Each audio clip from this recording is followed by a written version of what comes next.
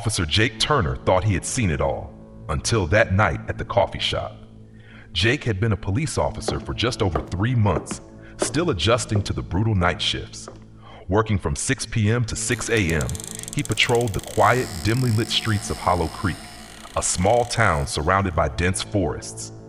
The worst incidents always seemed to happen in the dead of night, and tonight would be no exception. It was 2:30 a.m., and Jake was driving slowly down Maplewood Avenue, scanning both sides of the road. Most businesses were long closed, their storefronts dark and silent. But as he turned onto Warren Street, something felt off. The small coffee shop on the corner, Maggie's Brew, had its lights on. That was strange. Jake was a regular and knew the place closed at 6 p.m. sharp.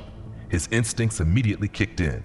He hit the brakes and reversed, staring at the illuminated interior through the large glass windows. No movement, no customers, no employees. Just the glow of fluorescent lights against the empty tables. A cold chill ran down his spine.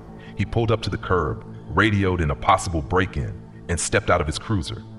Hand on his holstered Glock, he approached the glass door. To his surprise, it was unlocked. Pushing it open, he called out, "Hello, this is Officer Turner with the Hollow Creek Police Department. Is anyone here?" Silence. The smell of stale coffee lingered in the air. The espresso machine was off, the register untouched, no sign of a forced entry. As Jake moved further inside, his own footsteps echoed unnervingly. Then, a noise, a faint mechanical hum, followed by something shuffling. It was coming from below. Jake turned toward the back of the shop, where he saw something new, a door slightly ajar, leading to a basement. He never even knew this place had a basement. His heartbeat quickened as he drew his flashlight, aiming it down the dark staircase. The air smelled musty and stale, like something had been undisturbed for years. I should call for backup, but if someone's down there, they could slip away before help arrives. Taking a deep breath, he descended the stairs, the wooden steps creaking beneath his boots. The further down he went, the colder it got. His flashlight flickered slightly, struggling against the dense darkness. At the bottom, he found an old storage room lined with dusty shelves, scattered bags of coffee beans, and broken chairs. But something in the corner made his stomach drop. A metal air vent, its cover slightly loose, and then the sound again. A strange, distorted noise, like a cross between static and breathing. A chill ran down Jake's spine as he cautiously approached, shining his light into the slats. Something moved. He angled the beam just right, and his breath caught. A hand, a gloved hand, just inches from his face. His instincts took over. Gun drawn, he shouted, "Come out now!" But instead of complying, the figure jerked away, scuttling deeper into the vents. Jake lunged forward, grabbing at the cover, but it was screwed in tight. Then silence. He could hear movement. Whoever it was, they were crawling through the ventilation system, moving toward where? Jake bolted back upstairs, checking every vent in the shop. Not a single one was unscrewed. No exit points. Nowhere for them to go. By the time backup arrived, there was no sign of a break-in, no evidence of anyone being there at all. But Jake knew what he saw, and worst of all, the sounds. That eerie, unnatural noise had been loud enough to reach the upstairs. Whatever or whoever was in those vents wasn't supposed to be there, and Jake had a sinking feeling they still were. A quiet gas station shift turns into a terrifying ordeal for Noah Carter. For Noah, working the night shift at Greenfield Gas and Mart wasn't exactly thrilling, but it paid the bills. From 8 p.m. to 4 a.m., he mostly just rang up road trippers, cleaned coffee spills, and scrolled through his phone. By 2:15 a.m., things had slowed to a crawl. The road outside was empty. One car passing every 10 minutes, if that. Then, headlights. A black sedan pulled up to pump 4 and shut off. Nobody got out. At first, Noah didn't think much of it. Maybe they were checking their phone or counting cash. But after 5 minutes, then 10, it started feeling off. Finally, the driver's door opened. A man stepped out, hood up, head down, hands in his pockets.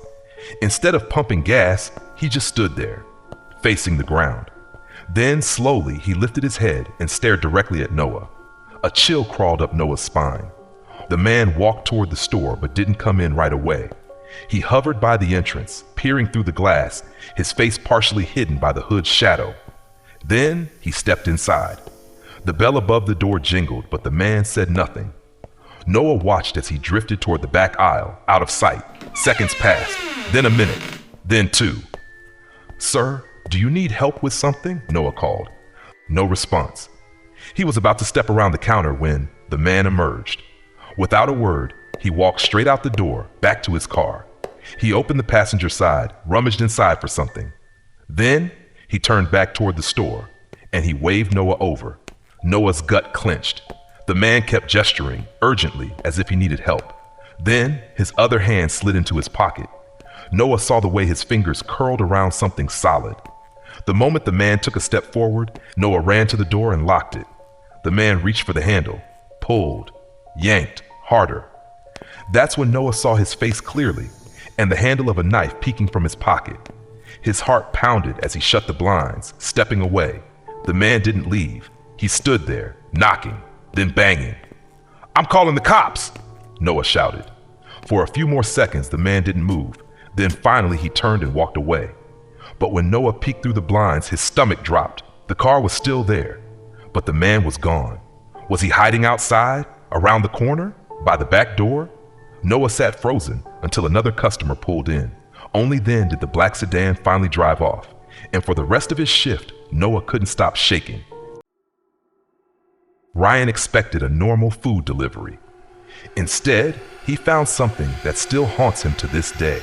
Ryan Davis had been delivering food for Chinatown Express for about a year, and despite the occasional weird customers, he liked the job. The tips were solid, and on busy nights, he could make more in 4 hours than some people made in a whole day.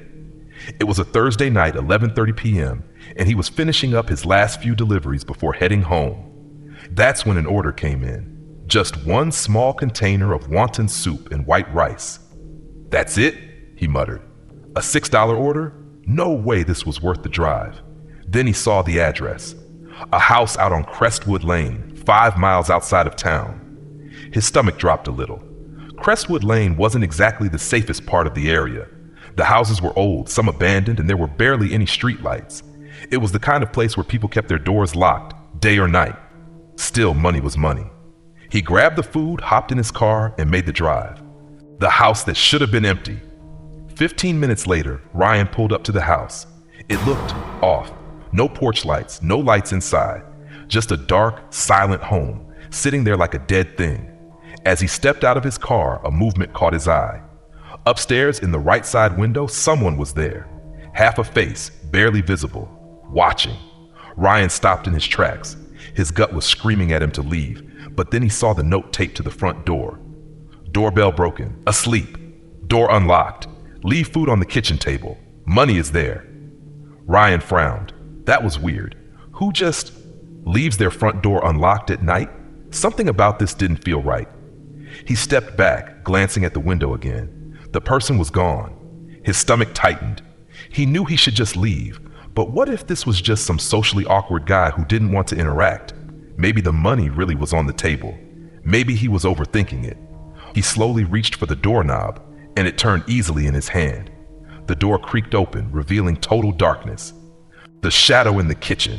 Ryan hesitated at the threshold. The air inside was stale, cold. "Hello?" he called softly. "Food delivery." Nothing, just the hum of an old refrigerator somewhere in the back. The note had said the money was on the kitchen table, so he took a cautious step inside. He pulled out his phone, turning on the flashlight. The beam of light cut through the darkness, revealing a cluttered kitchen. There was no money on the table. Then his light caught something in the corner. A figure, not moving, just standing there, motionless. His breath hitched. He couldn't see any details, just a human silhouette lurking in the shadows. The thing that scared him most, it wasn't facing him. It was turned toward the wall, head slightly tilted. Ryan's entire body screamed. He dropped the bag of food, turned on his heels, and bolted out the door. He didn't look back, didn't care about the tip. Didn't stop running until he was back in his car, peeling out of the driveway so fast that his tires screeched against the pavement. His hands shook as he sped back to town. His boss was pissed when he explained why he hadn't completed the delivery. "You just left the food there? What, did a ghost scare you?" Ryan didn't even argue. He just finished his shift and went home. But that night, he didn't sleep. because every time he closed his eyes, he kept thinking about one thing: that figure in the kitchen. Why was it just standing there? And worse, what would have happened if he had stayed just a little longer? Final thoughts. I tried going left. Some things can't be explained. A man hiding in the vents of a coffee shop with no trace of how he got there. A stranger in the night, waiting outside a gas station with a knife in his pocket. A dark house with an unlocked door, and something lurking in the shadows. That's when I saw the silhouette. These aren't stories about ghosts or the supernatural. They're real. They could happen to anyone. So next time you find yourself alone in the dark, remember, you might not be as alone as you think.